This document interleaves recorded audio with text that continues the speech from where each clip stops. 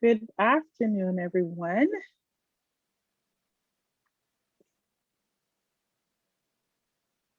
Good evening. Awesome to see you all. We're just going to give a couple minutes as people get in. We usually have a couple people coming in. Great. Awesome to see the familiar faces.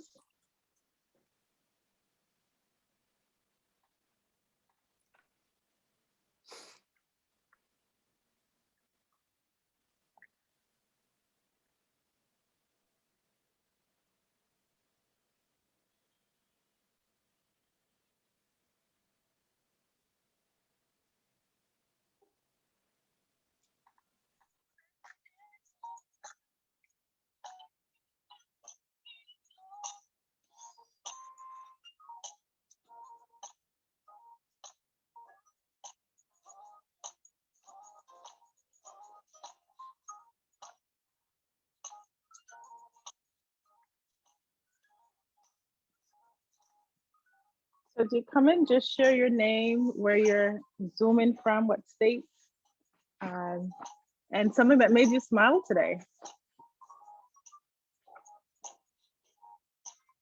For me, it was the 80-degree weather.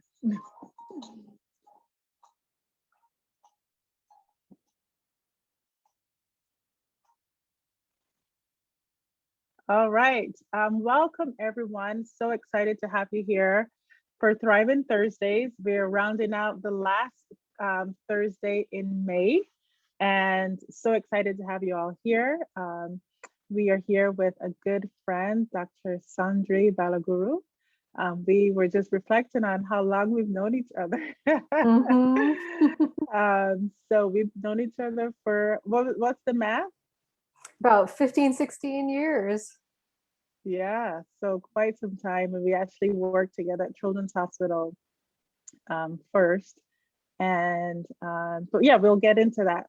So as we usually start, just kind of gonna give a little bit of background about InnoPsych for those who might be new to us. So again, welcome to everyone.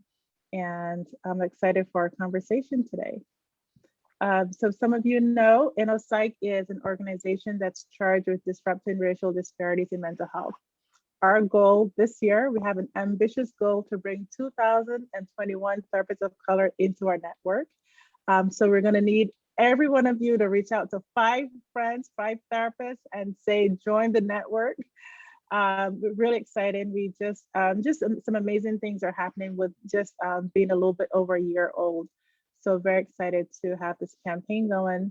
And we've just noticed, as you might imagine, for you of those who are in the mental health field, we've just gotten an enormous amount of requests for therapists of color. And it's just, you know, when we launched in January 2020, I didn't know a pandemic was gonna happen, but it's been a blessing to be in a space to help people connect with therapists. I wanted to share, we have some exciting products coming up. So we have our My Time to Thrive card deck, which it's available on our website, and it's really built on mindfulness strategies and giving lots of tools for people to help address their mental health needs and start an emotional journey. We also have a journal which is coming out, which goes along with the deck. I just talked about the directory, and Shauna will put the post in the chat as well. We have a blog. We've actually, if you haven't been on the website in a while, we have a fresh look. So encourage you to check out InnoPsych.com. We have a fresh look, so check it out. And then we have a blog. So again, we are looking to again really change the conversation about mental health and therapy, particularly in communities of color. So if you like to write and are interested in being a guest blogger, we'd love to have you. Just reach out to us at thrive.com, thrive at InnoPsych.com. So that's all my business. So I'm going to stop sharing my screen and we're going to just go into our conversation. So as I mentioned, Dr. Soundhari Balaguru and I work together Boston Children's Hospital when we were so young. We were so young and innocent back then. And we were in a program called the Children's Hospital Neighborhood Partnership Program. And that actually placed us in schools in the Boston area. So I started out at a middle school and at Boston Arts Academy, a high school, which I'm still at 17 years later. Can't imagine that. And Soundhari, so yeah, why don't you say a little bit, so how we start this? Let me just give you the groundwork. We always start with a little bit about your purpose. Why is this, what got you into the field? What got you into psychology? And a little bit about what you're doing now. Yeah. So, I was lucky because I kind of knew from a young age that I wanted to do something in the field. Surprisingly, my nerddom started early, I guess. But initially I wanted to be a teacher, and then I thought, I actually really want to work with students more one-on-one and in small groups. And so when I started looking into it, I was like, oh, one way I could do that is to be a clinician or a counselor or a therapist. And so that's, I was always thinking about the kids on the margins, like the kids on the fringe who never really belonged, and thinking about how to support those kiddos and what to do to bring them into the fold, and or what was keeping them from not being able to be a part of the community in the way the other kids were. And so that's what got me started. And psychology undergrad, worked for a couple of years at MGH. Now I'm on the West Coast, so I'll get into that in a second. But in the Boston stomping grounds, then I see someone here from New Mexico. Did my internship in New Mexico, so my graduate school in Virginia. So just kind of traveling the country through education and learning so much about different parts of the country, and being able to do that. And then, as Charmaine said, joined Boston Children's and was working in schools in Boston for 10 plus years. I had the opportunity to work at English High, for those of you who know Boston, Boston Latin, and then Match Charter School. So really a wide range of schools, public high school, exam school, charter school. And then family brought me to the West Coast, my husband's work. And so consulted a little bit here. Worked with Palo Alto schools who have a pretty sad history in terms of several suicide clusters. And so worked with adolescents there, with the team there to support their adolescents. Had worked primarily with adolescents in Boston as well. And then met actually someone who was starting a school, founding a school. And so signed on to work with her, fearless principal, and helped co-found a school in Vallejo, California, a very diverse community. It was actually featured in the New York Times for being, one of the most diverse communities in the United States. And we have, white American, Latino American, Asian American, Black American, really represented in pretty equal numbers in the community. And so we founded the charter school to serve that community. It started in TK, is now all the way up to 8th grade. And was the founding director of social emotional learning and mental health there. We really founded the school with the idea that social emotional learning, restorative discipline, validating and affirming students' racial and ethnic identities can all be at the core of a school, and that works hand in hand with rigorous academic expectations and instruction. And then that almost brings me to the present day, stepped down from that full-time role this fall. And now I'm moving into consulting and working with new school leaders who are interested in founding schools that meet the holistic needs of students, that want to have integrated models that bring these different pieces together. That was a lot, amazing. What a that was journey. a mouthful. I know, that was a journey. And I didn't know you worked at MGH. When did you work at MGH? Right out of college. Yeah. Did a, research assistant okay. in psychiatry to, got to get into grad school. So Right. build Nice. that resume. Right.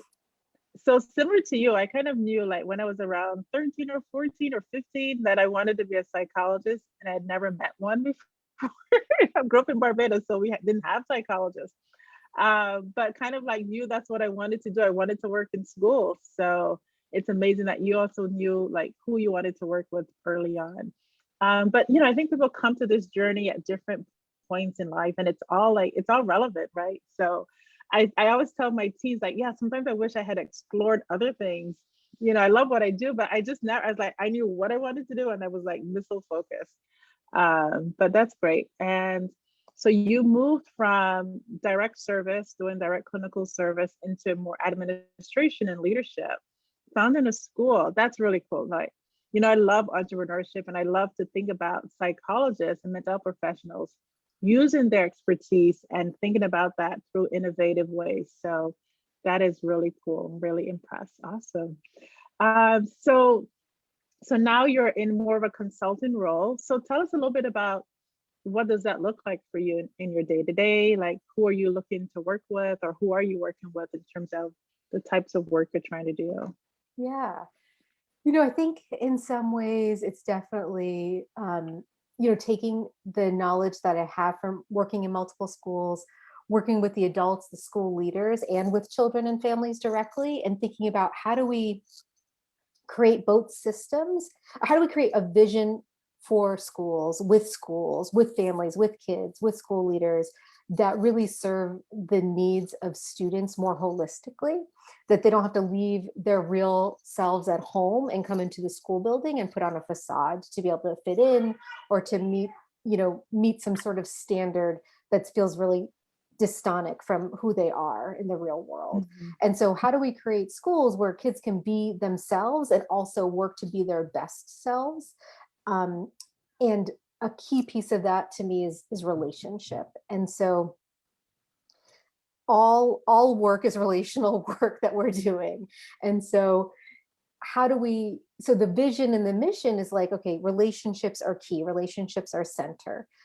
Students will make mistakes. Children will make behavioral mistakes. That's how they learn. We should expect misbehavior from kids because they're kids. Right. And so how do we help them learn through that instead of punishing them for mistakes in a way that's so arbitrary and disconnected from the mistake itself that they're not really learning anything. They're just learning to follow arbitrary rules, or they're learning not to get caught, rather than actually being like, okay, there's a lesson here, and how can caring adults in a school building help them learn those lessons, and or just build empathy, right? Like, younger kids, they're going to do stuff because they don't realize, hey, this has an impact on someone else, and maybe I'm hurting someone else's feelings, and just bringing that to the forefront and actually talking through that explicitly, and talking through that in partnership with peers. I remember one of the things that really bummed me out when I was at English was kids didn't know who they were sitting next to in class, right? Like, they didn't know each other's names. I was like, how can you create community and belongingness if you're not knowing the people in your classroom? And so, at ChangeMakers, we have a morning community circle every morning, and where kids can connect with each other and connect with their teacher. And we, the first part of the year is just, you always do a greeting. The first part of the agenda is, you do a greeting. Everybody's greeted by name, especially in the beginning of the year. Sometimes as the year goes on, you do silent gesture greetings and things like that. But the idea, like, you are seen every morning, you are seen in this school building. And we do a temp check where it's like, how are you feeling today? And sometimes they're like, yeah, you use a feeling word, and you can say why, like, I'm kind of feeling sad today because it's Monday and I missed the weekend. Or it could be something more vague, like, I feel, what kind of weather are you feeling like? I feel sunny today, right? So so to go from your question, Charmaine, it's like there's this vision and mission of like, okay, relationships are important. Supporting kids in learning through their mistakes is important. Then you have to think of like, what's the system I'm going to create in the school to implement that, right? So community circles every morning, that's the system. And then at the student teacher classroom level, it's like, how do we support teachers to facilitate that circle? What's the kind of training they need, consultation, feedback? And so you can have, it's the combination of vision and implementation, I think, in schools. And sometimes there's one, sometimes it's the other. Get them all working together. So right. Yeah, and I thank you so much for just explaining that and breaking it down, because we hear SEL thrown out a lot, and but it's really important to hear, like, what does it actually look like and the impact that it has for students. So those students are going to come up with an emotional vocabulary when they get to be in middle school, to be able to talk through problems and work through issues, which is, we're saying like that's something that's just missing from the curriculum for most students in their day-to-day. So what I've noticed is there is a lot of SEL programming for elementary and middle school. And definitely at the high school, I've struggled to like find things that speaks to their, like speaks to them, speaks to where they're at kind of intellectually, without kind of, like talking down to them, self-struggle. So I don't know, like, what programs are they out there? I know Denisha is in a school setting. So I don't know, are you high school or are you younger age? Yeah, no, I'm finishing out my internship at the high school level right now. Right. So like, what at high school, like I don't know, I'm tapping into your expertise. This is kind of more personal right now, but like, what's out there for high schools? No, and I agree. And I think, when we think about high school, we really have to think about co-creation with students, right? And there isn't, unfortunately, I do think, as much SEL curriculum is out there, like, is there culturally responsive curriculum or culturally expansive curriculum, right? Is this resonating with our kids? And definitely in terms of ethnicity and race and social justice and multicultural education, but also the piece of youth, right? Like Dr. Shiraki Hawley does culturally responsive teaching, and he talks about also the culture of youth. And like, are we meeting kids where they're at? And Charmaine, to your point, like, you can't bring out certain prepackaged curriculum with high school students and expect them to be on board with it, right? They're going to be like, what is this? This is not, this is not, especially almost, I cringe sometimes when people are trying to utilize youth voice, but you're like, oh, this is missing the mark a little bit, right? Like, did you co-create this with kids, with students? Like, we have second graders who will run the circle, the community circle. They've been in circles for 3 years. They facilitate the entire circle, I mean, absolutely, we should be asking high school students, like, and even if it is like, hey, this is the curriculum I got, this is the best I could do, let's form a club, let's have an advisory committee, and let's revamp this for use on the day-to-day. It's not, there's not enough of that. There is one organization in California called Californians for Justice. That's student, it's about student voice and student impact, like students creating what they want in terms of SEL programming. So I recommend you check that out. Cal Justice, it's called. Okay. So so it just, of course my wheels are spinning, right? Because this is so important for our high schoolers. And, I think one ways that we've seen is like student government, or, and our students who have a voice can really activate some of those pieces at the school level. And I don't know for you, I'm curious also where you, and this, maybe not your current position, but as you've seen, you've moved through different schools, like, I found it really hard to, like, I felt like I had to like beg for time with teachers, right? Like, so how do you kind of navigate that where it's not seen, particularly at the high school level, as important, or that you're taken away from something else that they should be learning, right? Or you're competing with their prep for like some standardized state test. So Absolutely. I'd love to hear kind of your thoughts or how you've been able to navigate some of those tensions that come up in the schools around SEL.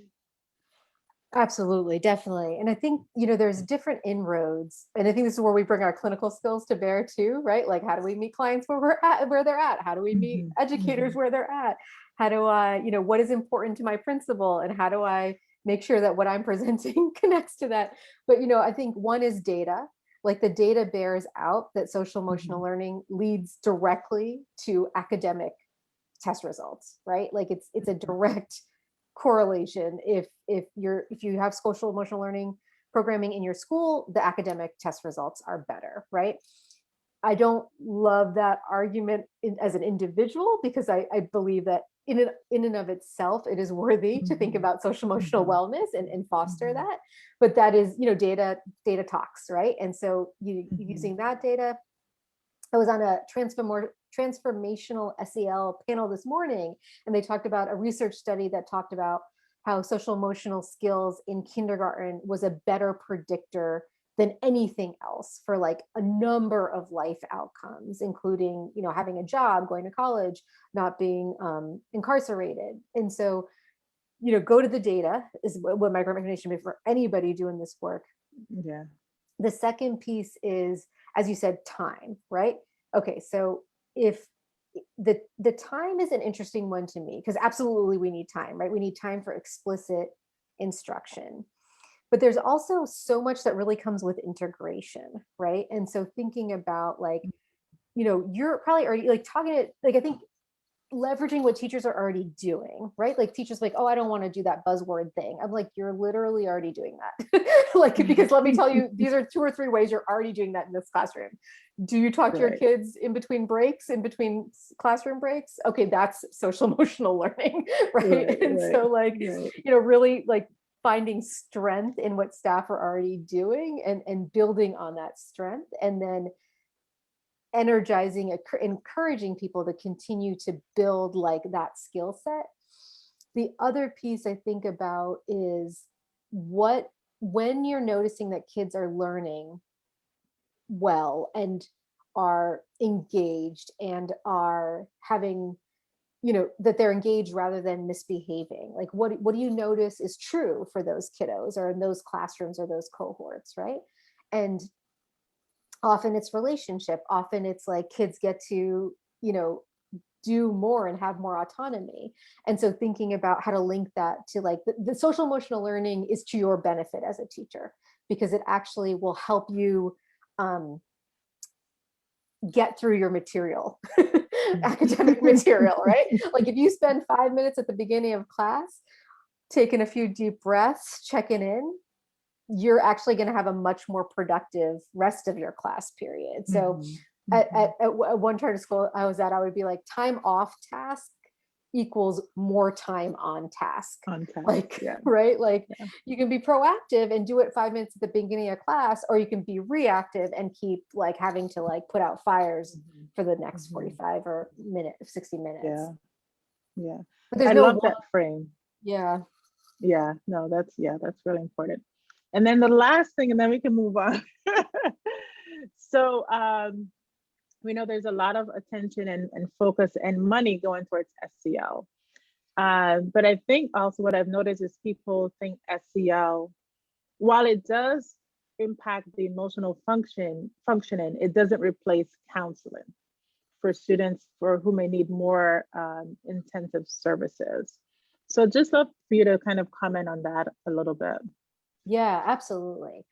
I think it's interesting because at ChangeMakers, because we work in such an integrated way, it's definitely been something I've been thinking a lot about, and I don't know that there's a clear cut like this is the answer. I think about this past spring, right? Like when COVID first hit, we used the toolbox curriculum in our TK through 5, and one of those tools is the breathing tool. You take right, a deep breath, check in with yourself. And so one of the kiddos was like, yeah, you know, teacher was checking in with them over Zoom, like in the chat, like, how are you doing? I'm okay, you know, I'm using my breathing tool, miss, you know. And so the idea that like these social emotional tools can be used by everyone, right? And that it helps, especially at this moment in time, right? Like seizing the opportunity of this moment in time where we've all gone through these collective experiences at varying levels of trauma, that these tools to cope, that focusing on resiliency through SEL is really powerful as a baseline measure. But it definitely should not and does not replace the one-on-one clinical counseling therapy services that are needed for students who have a higher intensity and a higher frequency of symptoms that would be diagnosable, such as anxiety. And I think that's also out in the world, like a little bit too right now, right? Like eat right, exercise, get enough sleep, you know, get in nature, like beautiful, wonderful ideas to like increase our resiliency or maintain our resiliency or foster, all those words. And but it should not, we should not, we should not have that replace direct clinical service for those who need it. I do hope that it destigmatizes some of that, though. The idea that like the jump is not such a like either you need help or you don't need help. Like either I'm strong or I need help. No, like this is a continuum. So right. And the tools of SEL is your teaching tools and your practicing tools, and help you to name the things that are going on for you and to recognize when you're not at your baseline, when you might need more supports. We have a comment from Debbie who notices she works in college setting, and that holistic preparation deficit from high school to college is very evident. And I mean, I notice it as well from like middle school to high school. Like I've been in schools for 17 years. And one of the things that we say every year with like our dean of students and our other counselors, like, oh my gosh, the students are less able to tolerate stress. They're more, they seem to be, their social skills are less. Like every year is just like decrease. And so which is really the point and the urgency for having SEL in schools, because they're not getting those skills. And I kind of, there's technology, there's a part of, I mean, there's so many things that contribute in, right, to that, but definitely. And so I imagine that when they're transitioning to college, that you're seeing that those deficits as well. Someone said the other day, we were talking about, just the importance of relationships in a seminar that I was in, and someone said, how have we gotten to this point where we have to like elevate the idea that relationship is important? Like that's now somehow like this, not novel necessarily, but like somehow groundbreaking idea that's like the way to connect with students and like have people be their best selves in terms of academics and other things, and we've put all this focus on, if we focus on test scores, you'll get results on test scores, maybe. But like if you but then you lose the holistic picture of like, but for what purpose are these test scores, right? Like overall success, what is success defined as? Job readiness, but also readiness for life and being able to function as a community member or as a family member. And the more we disconnect these different pieces, the less useful they are in the real world, because the real world is all integrated. Right. So such a great point. Oh, this was fabulous. Oh my God, this was really good. I love talking shop with you. I could obviously talk about SEL all day. Yeah, that was great. It's great. I could too. So let's transition a little bit. One of the things that I wanted to talk about was just kind of how you have, a lot of times when I invite guests, I really want to hear like, how are you doing your clinical work, but also like, what are you doing in the community? How are you helping your community to address healing? And, how, because I think particularly for us as people of color, we often come from communities where mental health, there's so much stigma around it. And so, what is our give back? How are we bringing our people along so we're improving their mental health and their health outcomes in general? So then one of the things I wanted to share, like as an Asian woman, like when you work with clients and from your community, when they saw you, kind of what was that reaction? And what have you been doing? Like how have you been navigating the anti-Asian violence and hate that we've seen just rampant? And I think prior to COVID, but more so in the wake of COVID-19. Yeah, I think on a personal level, definitely, when we think about the immigration history for Indian Americans specifically, right? Like Indian immigrants were allowed into the US in the 70s because they had skill sets that the US needed, right? And this came after the 1965 Immigration Act, where there were no longer quotas for particular countries, right? So which goes back to the Chinese Exclusion Act, right? We could get into a history lesson, but the idea of like, Indians were allowed to immigrate to the United States. And the people who were allowed to immigrate, especially in that 70s wave, were people who had skills. Like, so my dad, for example, is an engineer and a professor. His job was listed we're from Jersey. His job was listed in the New York Times, and no one else, like that meant like no one else could fulfill the requirements of his job. That is why he was allowed to have that job, right? And so that's the immigration history that sometimes is hidden, right? And erasure is a huge issue for the Asian American community in terms of their history in the US and even the international history, right? And so growing up, right, who were the role models in the US were like people who went into medicine, engineers, like those are esteemed professions in India and also here. And we have to think about the fear, right? Like my dad graduated at the top of his class, like valedictorian, salutatorian. His friend, I forget, he'll be so mad at me if that I don't know this exactly, but like I think he was salutatorian, his friend was a valedictorian. His friend could not get a job, right? He was in India. My dad came to the US. His friend in India could not get a job. So we think about the pressure that Asian American parents put on their kids around academics and around financial security and stability. It doesn't come out of nothing. It comes out of like a real like scarcity and fear. And you had to be the best of the best of the best, right? And other immigrant families, there's a kismet connection there around what that looks like. Yes, for sure. Oh yeah, I had that. First when we were ranked in school, like you want to be the first, and if you weren't the first, damn you. That's right. That's exactly right. And so, when I wanted to do psychology, of course, like people were like, psychology, right? Like what? And that's people mean in your family, right? Exactly. Like, that's an not unknown. a real career. Yeah. And a lot of it did come down to like, hey, is that financially sustainable, right? And like, it's not the same as being a medical doctor. And so there was definitely, that's where my laser focus came into, what worked well for me, right, Charmaine? Because I was like, I know what I want to do and I know what I don't want to do.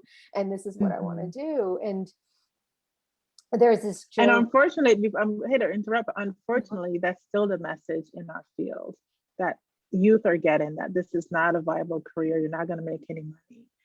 Mental health doesn't exist, right? So this is part of why we have these conversations for people to see the range and what we're able to do with our degree, and that we do have viable, healthy, financially sound lives.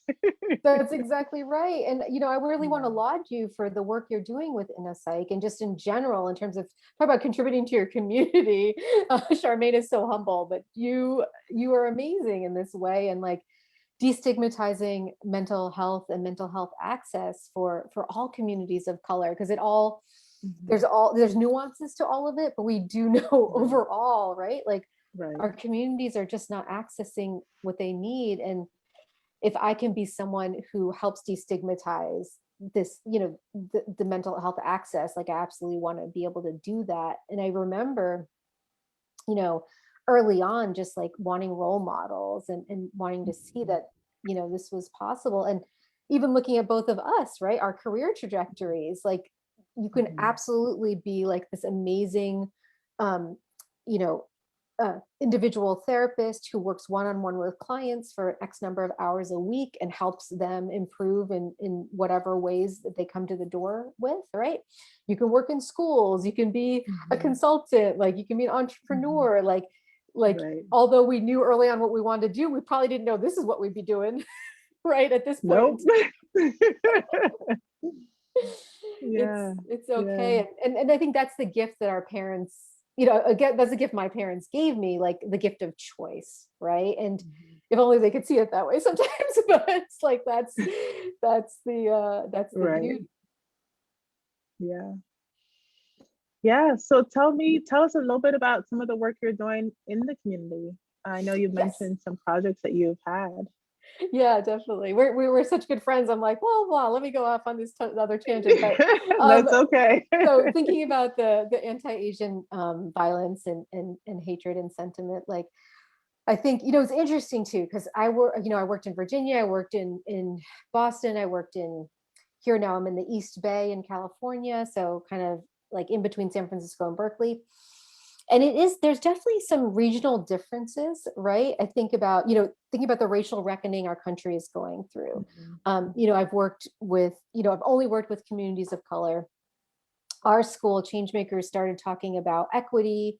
We talked about validating, affirming students' identities.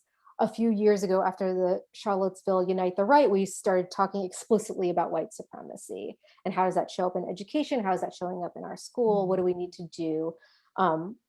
Conversations about implicit and unconscious bias.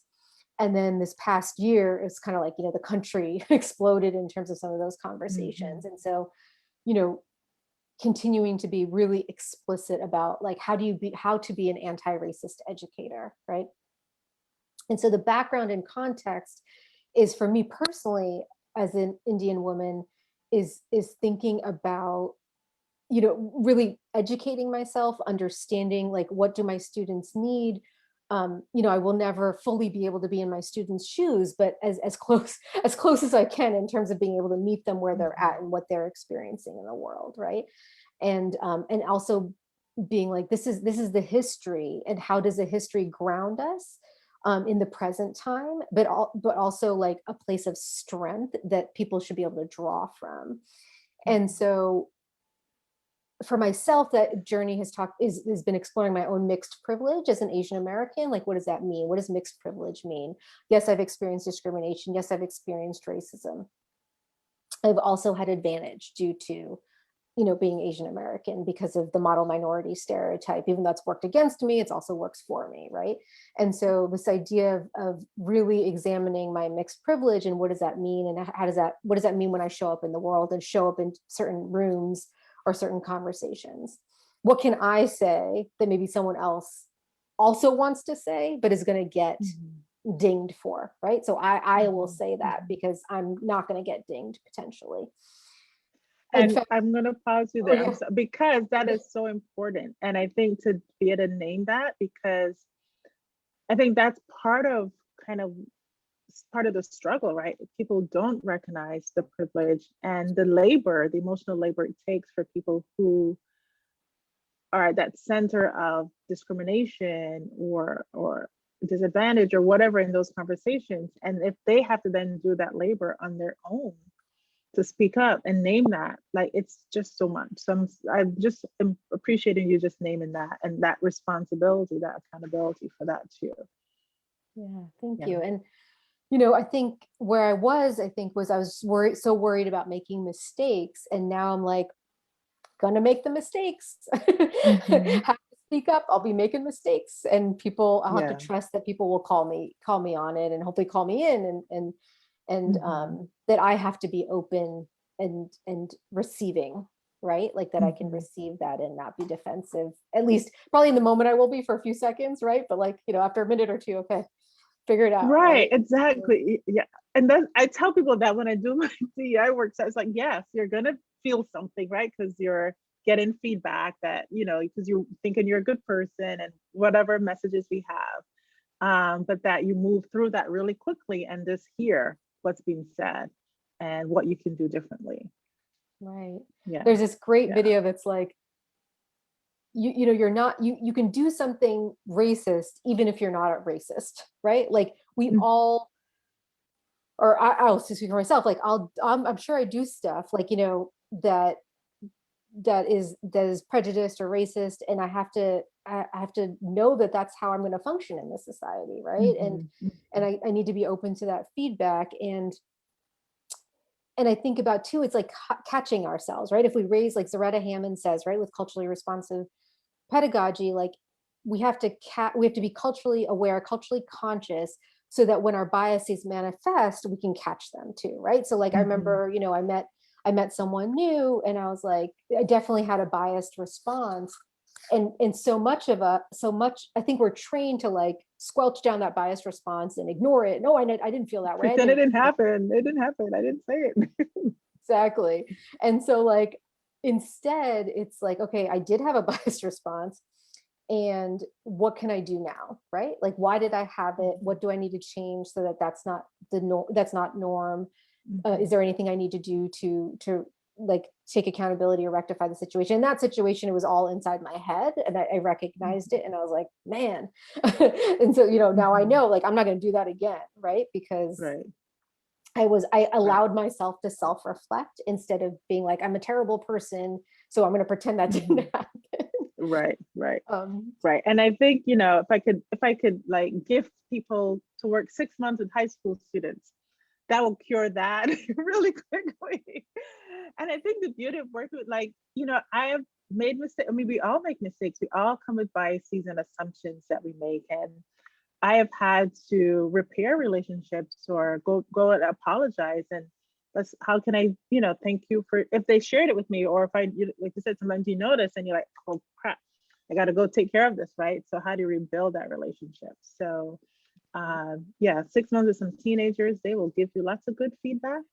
And that helps with that defensiveness really quickly. So true.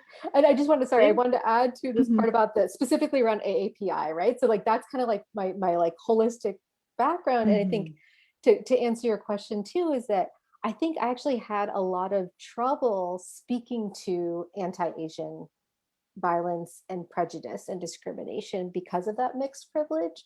And it felt like, how can I talk about this without like engaging in this oppression Olympics, right? Where like, pain is pain, but there's also like 400 years of history that, African Americans have been contending with and continue to contend with. And so, I think most recently, I'm in this TEL Leadership Fellowship program, and my group there, I talked through this issue with them, and they were so helpful. And, I think it goes back to like, I'm going to speak up because it's not okay for me not to advocate within this space, knowing that I'm going to speak as well as I can to it, but I'm probably going to mess up.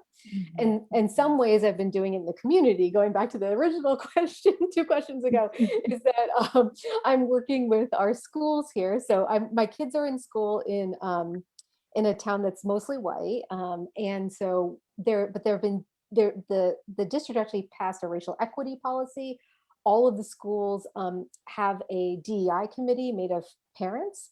And so we're actually, the schools are actually doing I want to say doing the work, of course there's more work to be done.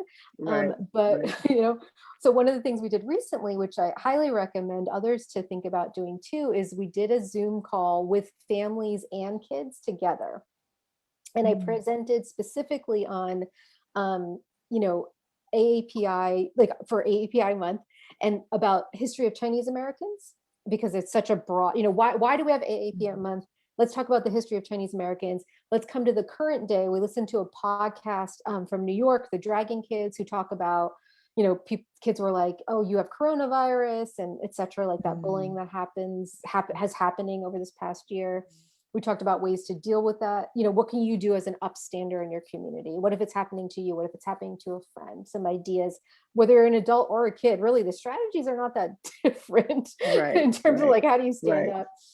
And my friend shared this like great quick example, which, I share it because it just shows so much humor and resilience in kid, is that her friend, she's white American, her kiddo's friend is Asian American, and someone's like, oh, you have coronavirus. And he's like, I do have coronavirus. I'm going to chase you and give it to you. And he like turned around and like, they were playing tag basically.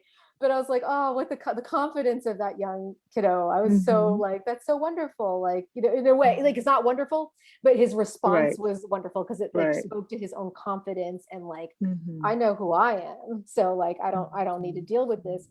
But then of course there's the other kiddo, right, who was getting picked on and he didn't have that internal language or confidence. And my friend's kiddo stood up and was like, hey, leave him alone. Stop that. Right. And so we can start young. Like people are like, oh, the kids are too young. They're not. we know, right? As Mhm. clinicians, Oh, they're they not too know from young. 6 months. I mean, like they can tell, difference. They notice difference so early, and we're uncomfortable. And it's so funny that you said, it's so funny and powerful what you said is that we can learn so much from kids, but when we haven't been socialized to talk about race, we're almost as like toddlers learning a new language, right? And so I love that framework because it's fitting where people are at developmentally when we have to talk about race, right?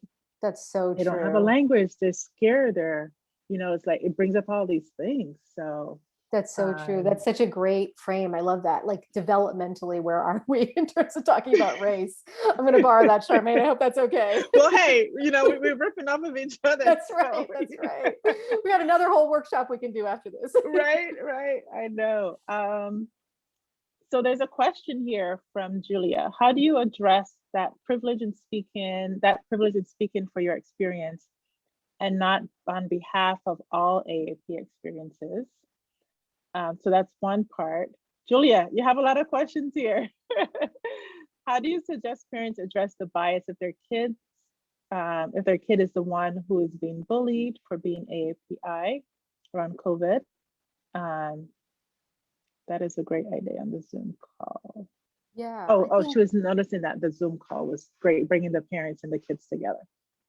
Great. Yeah, I think one is definitely like the AAPI community is not a monolith, right? And so being absolutely explicit about that and thinking about different experiences for different groups. We know Southeast Asian groups have had very different experiences, that there are different, like the income disparity within the Asian American community is enormous, right? Like it's probably I think it's like larger than other groups. And so explicitly speaking to that and learning, like I think about cultural norms. Like we want to have some knowledge of cultural norms without stereotyping, and then we want to bring ourselves with cultural humility to interactions with kids and families. In thinking about talking with parents whose kids are experiencing that bullying, I think different strategies and meeting, is that kiddo the kiddo who can be like, I do have coronavirus, I'm going to chase you, or is your kiddo the one that's going to be quiet and internalize it, like I'm worse, I'm a worse person than this other person, right? Like because I'm Asian, I'm not as good as a white person. And so where is the intervention strategy that needs to be put forth? And I want to say that it needs to come from your own community, but honestly, it can be really powerful coming from a different community. And so what I mean by that is if as a child, I remember an incident where another child said something discriminatory to me. I didn't fully understand what she meant. And then a white American friend, her mom said to me, well, that's nonsense. You don't need to play with that person. that is, you don't need that person. You don't need that person. And I was like, oh, like, and that was very powerful in its own right, in a way that was different even than if my parents had said it. Because this was someone who was of the norm, right? Who was saying that's unacceptable. And so I think as caring adults, as clinicians, as teachers, educators, like there's powerful roles we can play as part of a community network of people to speak up against bullying and discrimination and racism. And I think the other piece I would say is access student voice. Like the Dragon Kids, they won the NPR podcast contest, and yeah, they talk to their own experience around this, and podcasts are amazing now. They're a huge resource. So I would actually recommend that as a resource. Excellent. Well, we're running out of time, but we always talk about a personal struggle and then how you've navigated that, right? What are some of the strategies you use for healing and moving through difficult situations? Yeah. I think what comes to mind for me is like a professional personal struggle.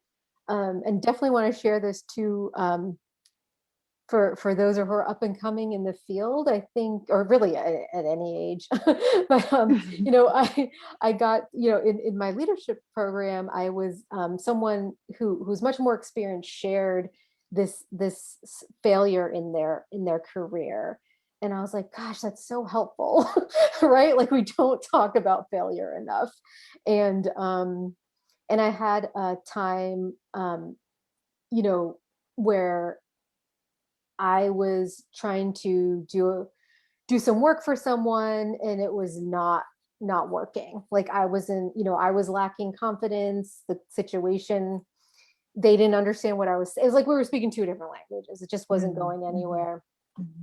And so, you know, that was a fail. And I was like, my gosh, this is terrible. And then later, you know, I thought about, you learn more from your failures than your successes. And I was like, that is true. I learned more from that failure than I did, you know, from many other situations that people could deem as a success. And I just share this because in the moment, that failure is, you know, terrible. And you just want to kind of crawl up and like hide away. And it shakes your confidence. And you're like, was I even meant to do this? But then you move through that, and you ground in what makes you special in terms of your skills, in terms of who you are, in terms of what you're bringing to the table, and you use that failure to help you just get better, right? And it sounds so trite, but I was like, it's true, I swear. It's not just trite. So yeah, great. And our last question for you, and then if anyone has any other questions or comments, please feel free to drop them in the chat. What are some things that you do for healthcare, that you do, sorry, for self-care? That is healthcare, yes. But what do you do to take care of yourself? What are some of the practices that you found that you have to do in order to function or show up to work and be present? Yeah, that's a great question. I think one is I've been really trying to take more walks. You know, I'm in, you know, California. I got to enjoy this weather out here. You know, I think we would talk about, you know, taking deep breaths. You know, it's interesting. I think about the West Coast and the East Coast, like in terms of even mindfulness. Like just here, it's like much more commonplace. It's much more accepted. It's actually accepted in different communities of color much more readily and easily. Like I actually think that's one of those weird, like where stereotypes and racism, like the insidious nature of it. Like in Boston, I'd be like, people would be like, oh no, I don't go out in the woods. Like I don't do mindfulness. That's white people stuff, you know? And I'd be like, no, that's like people are stealing like tools from you. Like, no, this is, and anything that's Asian stuff, whatever. Like, you know, like, so like, come on, right? Like, so, but taking walks, and scheduling those walks with people. So I'll actually go on the walks because I have to meet someone for that walk. So I think, you know, talking to friends, and it's hard, right? With the pandemic, it's like, how do I recapture the things that helped me? Something I haven't done as much about, I'm realizing as we're talking, is like a little bit more alone time, and whether that alone time is like reading a book or listening to a podcast these days. I think more of a need for that now, especially with the family and pandemic. Right, the pandemic, right? Everybody's seeing each other 24/7. So I have picked up a walk-in practice as well, and my mom's on here, and I'm going to talk about her a little bit. But you know, walks for me were like things my mom did, right? Whenever she would come visit, she'd go on her walks and find hills in her, and I was like, that's for people my mom's age. And it, you know, and it, like you said, people were still, I was like, you know, not giving myself an opportunity. Some of it was really helpful. But through the pandemic, I discovered walking and really enjoy it. And I would walk in the winter time. I think I posted, I was like, it was raining one time. I started walking, it started raining. I was like, I just embraced it. I'm like, who is this person? But it's really allowed me to just kind of relax. I actually don't walk with music. I'll just do mindfulness. I do walk with people sometimes, which I appreciate because I we find new places. But I actually just do mindful walk, and I just walk and take in the neighborhood and the gardens and the smells and, you know, the sights of the bird. Like I just kind of do mindful walking, and I love it. And like my family now gets antsy. Like, at a certain time, I'm like, I gotta go for my walk. You know, like it's such a part of my routine now. I miss it when I don't do it. So this has been a wonderful conversation, and I miss you, lady. Like, how long have you been moved away? How long have you been away? Oh my gosh, it's been like 6 years, I think. Yeah, too long. I know we used to teach. We taught a class together. We've done workshops together. So, but I got to see you and your family a couple years ago. We got to stay with you guys, and that was really fun. That was But this was awesome. wonderful, and thank you so much for sharing your career, your SEL work, and also the work that you're doing in your community, in your Asian AAPI community. So thank you all. Thank So we you. are And going to be back next. just want to say, Charmaine, Sure, I go want to ahead. say thank you to you too. And you are just like, I just, every time I see the stuff you're doing, I'm like, what a badass. Like you're just like rocking and rolling out there. Like I was like, that woman never sleeps. Like she cannot, how can she do all the things does? I And know that's my mom's fault. oh So my she's here, so gosh. she's probably cracking up and blaming everything on her. No, just like I love, and you know, this is like I am so enjoying it. Like it's given me so much energy to do this and to have these conversations and to see Denisha here every week and Catherine who comes support. So I really appreciate that. And like there's so much traction. Like I'm so just excited for where you know it will go. But yeah, thank you again for being here. Next week starts June. I can't believe we're like almost halfway through the year already. Uh, and we're going to be back for Pride Month. So we're going to have an amazing line of speakers as well lined up. Denisha, you're going to be with us because you're not graduating yet. And we have a future guest who's on here, Dr. Bernasha Anderson will be coming to us in July. So I just appreciate this community as well. And people so welcomely say, yes, I'll be on Thriving Thursdays. So it's a lot of fun for me, and it's an education. I learn a lot through this as well. So thank you all for being here, and see you next week.